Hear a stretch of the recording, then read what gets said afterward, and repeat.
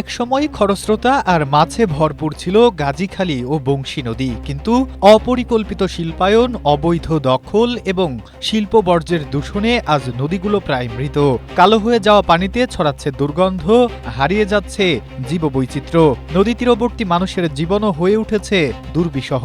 কেবিসিডি থেকে যে আবর্জনাটা ছাড়ে, এটা দুর্গন্ধ আর যত ময়লা এখানে ছাড়ে, যার কারণে এই পানিটা বেশি রকম খারাপ হয়ে গেছে। ঢাকার ধামরাই উপজেলার সুতিপাড়া ইউনিয়নের বাথুলি খেয়াঘাট, বেইলি ব্রিজ, নওগাঁও, বাথুলি ও বড়বাড়িয়া এলাকা ঘুরে দেখা যায় গাজীখালী নদীর ভয়াবহ দূষণ ও দখলের চিত্র।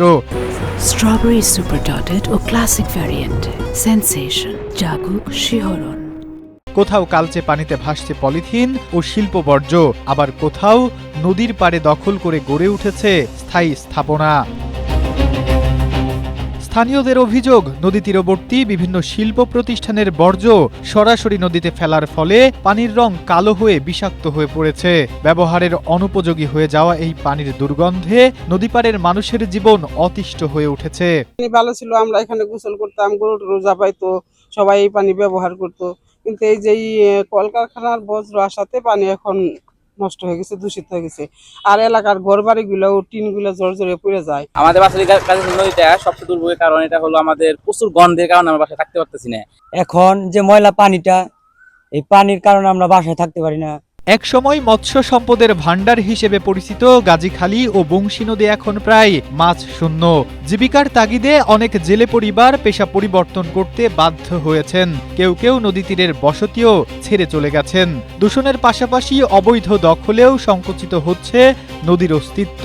নদীর পার ভরাট করে গড়ে তোলা হচ্ছে ঘরবাড়ি, দোকানপাট ও বিভিন্ন স্থাপনা। কালো ধোয়া, তারপরে মনে করেন যে এই জায়গার যত আবর্জনা আছে, মানে সবকিছু মনে করেন যে আমাদের এই নদীতে আসার পরে মনে করেন একটা সমস্যার সৃষ্টি হয়। আবর্জনার এই কারণে এই জায়গায় থাকাটা কষ্ট করে গেছে। সরেজমিনে গিয়ে দেখা গেছে অনেক শিল্প প্রতিষ্ঠানের বর্জ্য পরিশোধনাগার থাকলেও তা নিয়মিত চালু রাখা হয় না।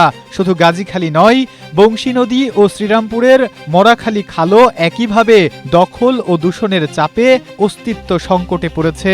ইতোমধ্যে কয়েকটি কারখানা পরিদর্শন করে প্রয়োজনীয় নির্দেশনা ও সতর্কতামূলক চিঠি দেওয়া হয়েছে বলে জানিয়েছেন ধামরাই উপজেলা নির্বাহী কর্মকর্তা। অভিযোগ আছে, এই টিভিটা যখন আমরা যাই তখন খোলা রাখে, বাকি টিভিটা বন্ধ রাখে। এটা নিয়ে আমরা তাদেরকে কথা বলেছি। পরিবেশ অধিদপ্তরকে আমরা এই ইতিমধ্যেই এই ব্যাপারগুলো অবহিত করেছি। তো তাদের এই বিষাক্ত বর্জ্য এর কারণে আমার ফসলের ক্ষতি হচ্ছে, সাথে খাল বিল দূষিত হচ্ছে, পানি দূষিত হচ্ছে। পরিবেশ, জীববৈচিত্র্য এবং জনস্বাস্থ্য রক্ষায় গাজীখালী ও বংশী নদীকে দখল ও দূষণমুক্ত করা এখন সময়ের দাবি বলে মনে করছেন সচেতন মহল। দ্রুত কার্যকর পদক্ষেপ না নিলে ধামরাইয়ের ঐতিহ্যবাহী এসব নদী একদিন মানচিত্র থেকেই হারিয়ে যেতে পারে বলছেন সংশ্লিষ্ট মহল। Nasimuddin, Asia post.